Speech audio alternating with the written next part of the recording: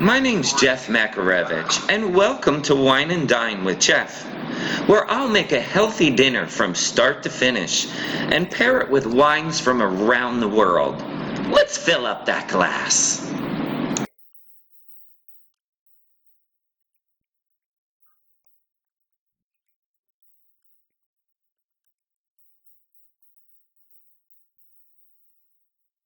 Hi, I'm Jeff Makarevich, and welcome to Wine and Dine with Jeff. Today, we're going to be making this mushroom lentil bolognese that is out of this world delicious. You are going to love it. And I'm pairing it with this Chianti Classico. We'll talk a little bit more about that later. Right now, I have a little bit of olive oil heating up in the pan here, and I have some baby bellas here. Let's just throw them all in, and I'll give you tips about the baby bellas. And we're on a medium high right now, and you want enough room in the pan so all the mushrooms are touching the bottom of the pan here like this. So once they're in the pan, you want to let them go, okay? Do not move them around. Do not salt them either, because that will draw the liquid out, and you're getting all the flavor from these mushrooms by browning them first, so that's extremely important. And also, do not wash your mushrooms with water, please. That's also a very important tip, because they are like a sponge. They will suck up the liquid, and then you'll never get them to brown. So we'll salt that later, and we'll just let that go for at least a couple minutes until we start to stir them, and then I'll show you what they'll look like, and we'll take them out of the pan and get that mirepoix veggies going. Look at the great color we have on these mushrooms. This is what you want. Let's get them out of the pan, and we'll salt them a little bit later. This is where all the flavor comes from, browning these mushrooms. If you throw these mushrooms in with your mirepoix veggies that we're throwing in there, you're never going to get the flavor that you want from them.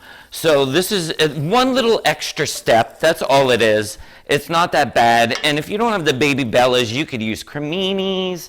Creminis is great. Anything that you...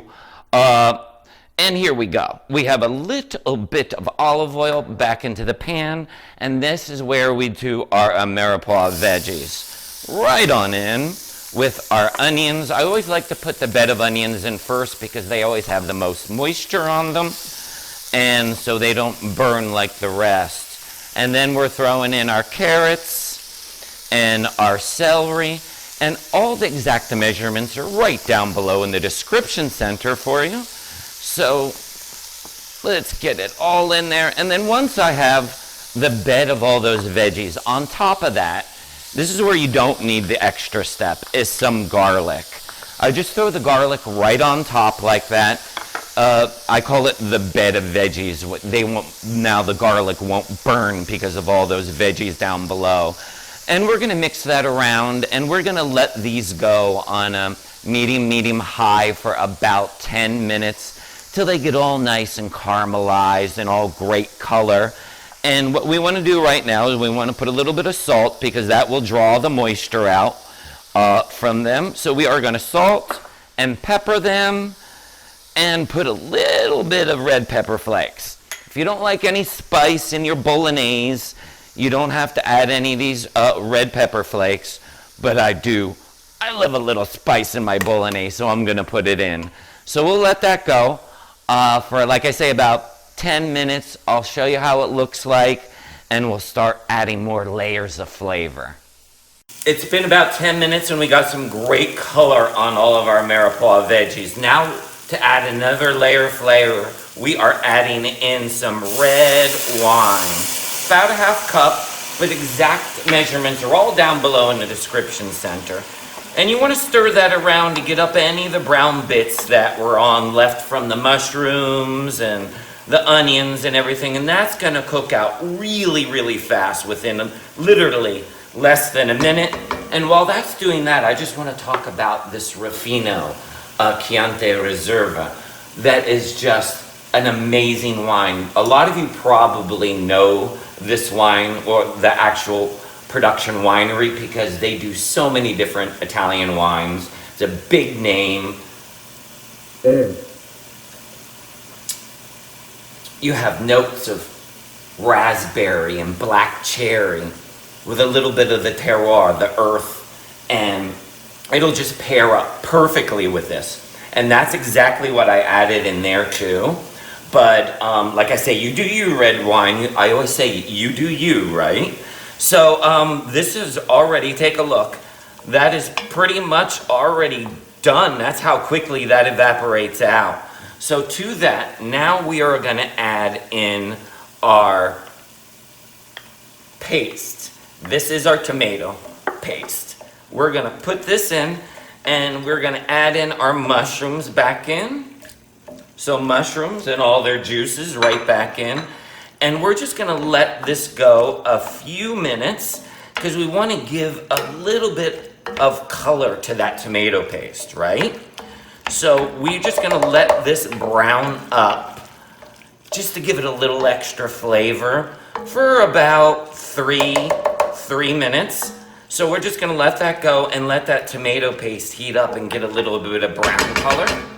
And wait till you see what else we're adding in. Okay, it's only been about 5 minutes and we let our tomato paste brown up a little. So let's add in now our crushed tomatoes. A 20-ounce can of crushed tomatoes is going right on in. And we are going to add in our lentils. And that is green lentils, by the way. They are different. So they all have different consistencies to them. And then we are going to add in some veggie broth. Whether you make it yourself or store-bought, whatever you want, you do you, right? That's what I always say. You do you. And then to that, we are going to do an Italian blend, a seasoning of an Italian blend. But you do whatever you have in the fridge. If you have some oregano and thyme and rosemary and basil, and you just want to make your own mixture, you can do that. I always add a little bit of sugar just to cut the acidity from the tomatoes. And my last thing that goes in there is this sprig of fresh herbs. This is what does it for me, I think, because, you're missing the meat, so you don't have the meat you want to add in. That is a bundle of thyme and a sprig of rosemary. And this will all cook for about 35 to 45 minutes until your lentils are cooked through. You want to put the lid on, and you want to simmer them. Simmer on low for, like I say, 35 to 45 minutes. If you see that it's getting too thick, meaning the lentils have absorbed all the liquid and you need more, you could always add a half a cup of water each time you think it needs water until the lentils are cooked through. I can't wait to try this. I am going to put it on top of some spaghetti squash today, and I'll show you how I do it.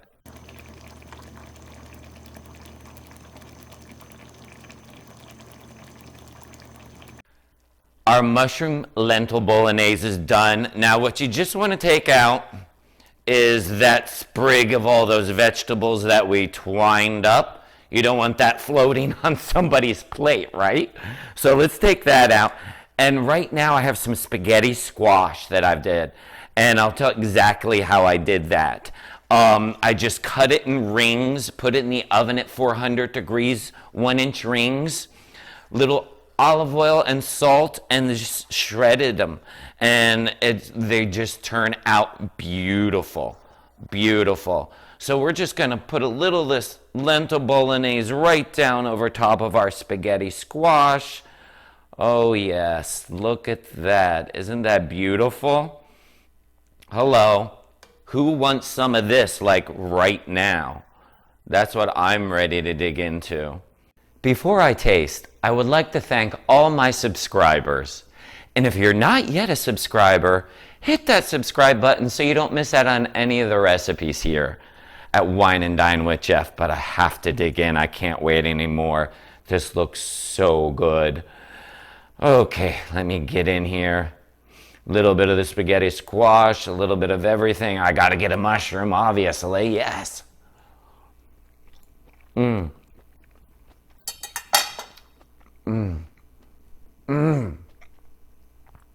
Wow, that is amazing. That is so delicious. I can't wait for you to try my mushroom lentil bolognese. Thank you for stopping by Wine and Dine with Jeff, and we'll see you next week.